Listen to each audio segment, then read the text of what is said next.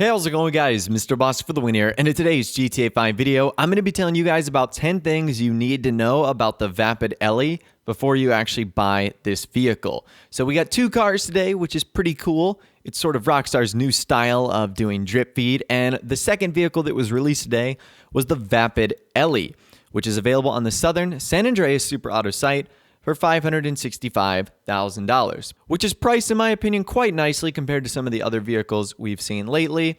Now, I'm sure you guys are wondering about the name. Why is it called the Vapid Ellie instead of like Vapid Dominator Classic? Well, this name is a complete reference to one of the vehicles featured in one of the most popular famous movies of all time, Gone in 60 Seconds, which featured a classic Mustang like this, and the name of that Mustang was actually called Eleanor. So that's why you see the name Vapid Ellie, Ellie short for Eleanor. That's the exact reason why they've done it. We know Rockstar love pop culture references, and this is one of them right here from the movie Gone in 60 Seconds. As you'll see later on with the customization, Rockstar also try and allow you to create that exact same vehicle from that movie, which in my opinion is pretty cool. So that's it on the website right there. That's the description too of this vehicle, just in case you are interested. Let's get this vehicle in our garage now, and this is what it looks like when you first order the vehicle. It looks pretty beautiful right out of the gate and just straight off the website. This is a really beautiful, super clean looking car. Let's actually take a listen right now at the engine and startup sound of this vehicle, because I can guarantee you it's pretty awesome.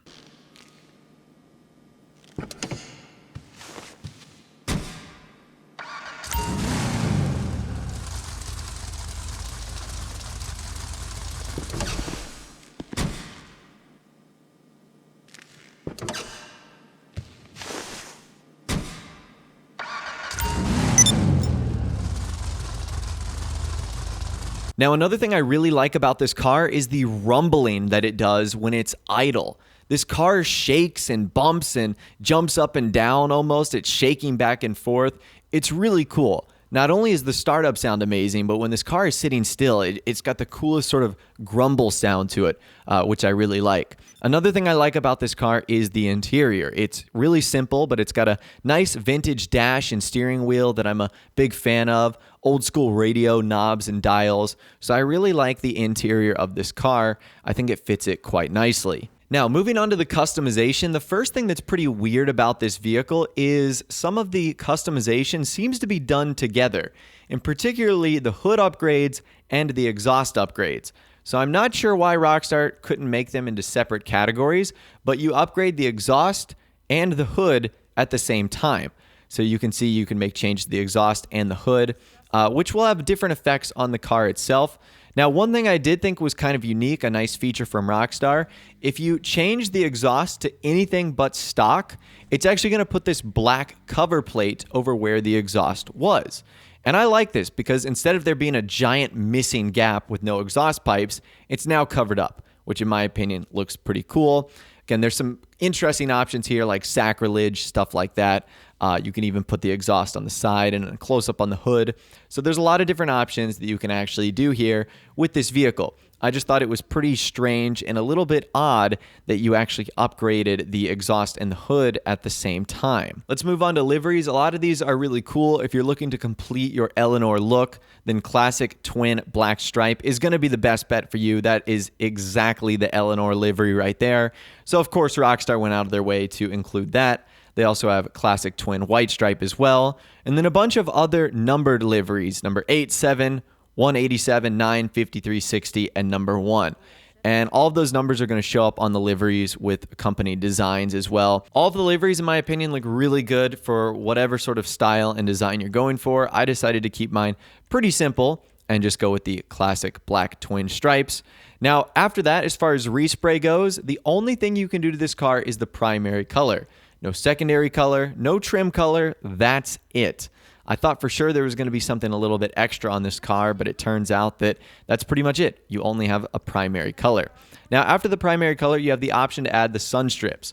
Now, the reason I don't like the sun strips is because they don't match the primary color. They're this like off grayish black, which to me didn't blend at all with the paint job that I had. So you can get them in Vapid Motor Company, Vapid Racing, Chapal, and Globe Oil.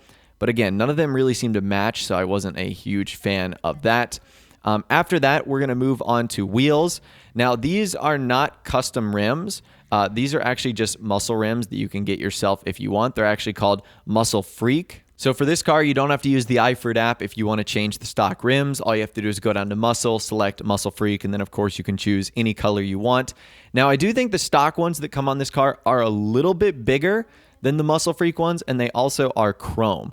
So that is something to keep in mind as well. And that's why I ended up keeping the stock rims on this car, because I did like the little bit of the bigger rim design on this vehicle. Another thing I really like about this car is just how great it sounds when driving down the road. Take a quick listen to this right here. This vehicle sounds amazing.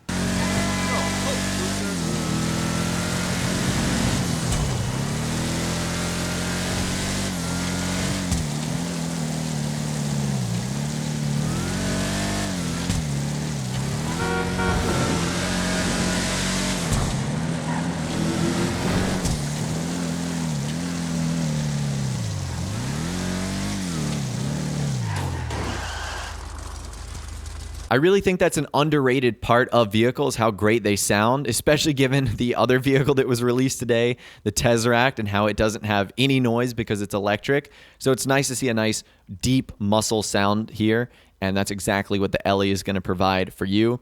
The next thing that's kind of cool about this car is you can open up the hood, the trunk, and all the doors, revealing a pretty cool looking engine block, which of course I think is nice, and an empty trunk. And another thing I like about this car is that all the headlights work. So when I'm recording this video, it's daytime in game, so I couldn't really show the regular lights coming on and then the high beams coming on, but both of them work. So just like the Tesseract, the Vapid Ellie has a set of high beam lights that work as well. You can't remove them from the grill, but that's okay because I think they look quite nice.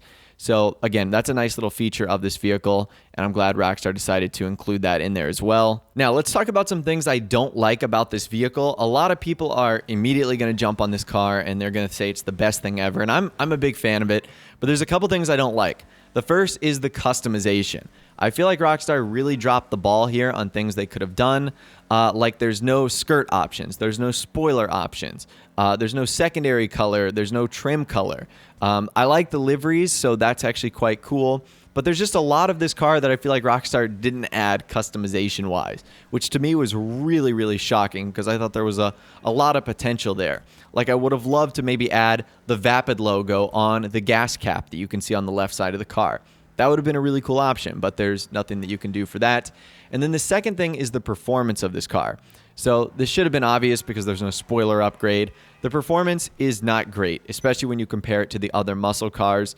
But I'm pretty sure anyone buying this vehicle is buying it pretty much for one reason only, and that's because they're a huge fan of the Dominator Classic, which basically is exactly what this vehicle is. So you're going to be buying this because you like the look of the car and less for the customization and the performance itself. So anyways, that right there is 10 things you need to know before you end up buying the brand new Vapid Ellie Dominator Classic in Grand Theft Auto Online.